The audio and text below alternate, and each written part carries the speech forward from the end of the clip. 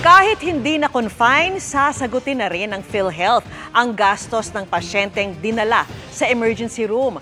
At sakto ngayong dumarami ang kaso ng dengue, ang pagtaas din ng PhilHealth benefit package para riyan. Nakatutok si Mark Salazar. Biktima ng hit and run ang apo ni Marilyn Sionco, kaya isinugod sa ospital. Buti na lang doon sa CT scan at sa x-ray, wala naman damage yung bata. 8,300 pesos din ang inabot ng bill nila kahit outpatient at hindi naman na-confine ang bata. Sa bagong facility-based emergency package ng PhilHealth, kahit hindi ka na-confine, ay may makukuhang benepisyo mula sa PhilHealth. Itong pong February 14, nagsimula na rin po yung tinatawag nating bagong package for emergency care packages. Ito po is yung kung ang isang pasyente or isang miyembro ng PhilHealth ay nadala sa isang emergency room, nagkaroon po ng mga gamutan, pero hindi po sila na-confine. Nagstay lang sila sa emergency room ng mga 3 hours or 4 hours, tapos pinauwi na ulit. So kung ikaw ay dengue suspect at nadala sa ER, meron ka na rin po ngayong bagong benepisyo na makukuha. Hindi lang po for confinement. Sakto, dahil marami raw nag-aalala sa pagtaas ng dengue cases sa Metro Manila.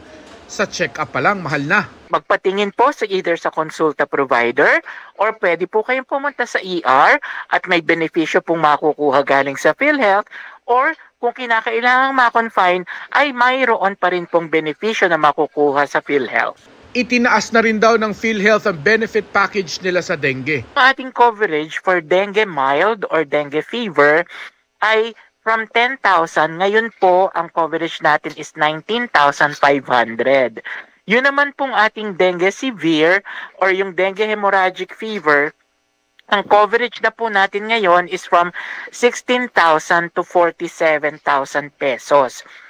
At ito po ay makukuha ng bawat Pilipino na miyembro ng PhilHealth sa atin pong mga accredited public and even private facilities.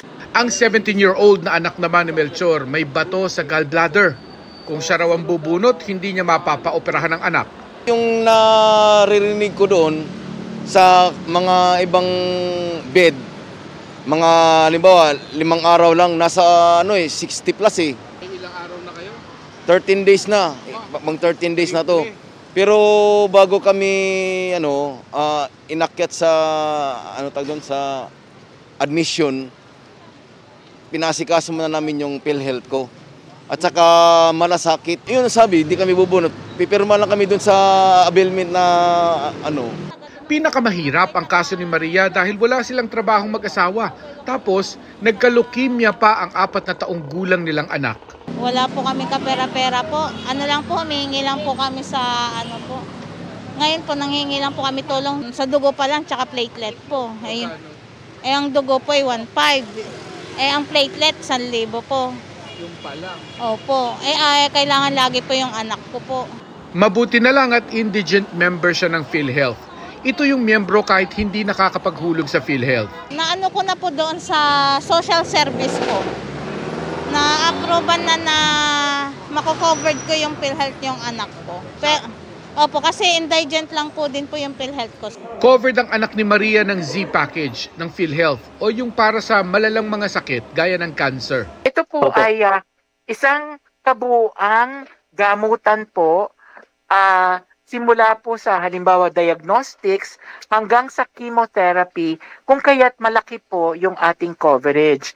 Now, ang pamamaraan po ng pagbabayad natin dito ay by tranches, in order to make sure na ang pasyente ay patuloy na nagpapagamot at patuloy na nabibigyan ng gamutan ng ating mga providers. So out of the 500,000 pesos po, ay ang unang tranche ng pagbabayad natin is 300,000 pesos. Pangalawa pong tranche ng pagbabayad natin is 125,000 pesos, and the 75,000 pesos to complete the 500,000. Sa mga susunod na araw daw ay isasama na rin ng PhilHealth ang pre-hospital emergency benefit o yung libre pati pagsundo ng ambulansya sa pasyente.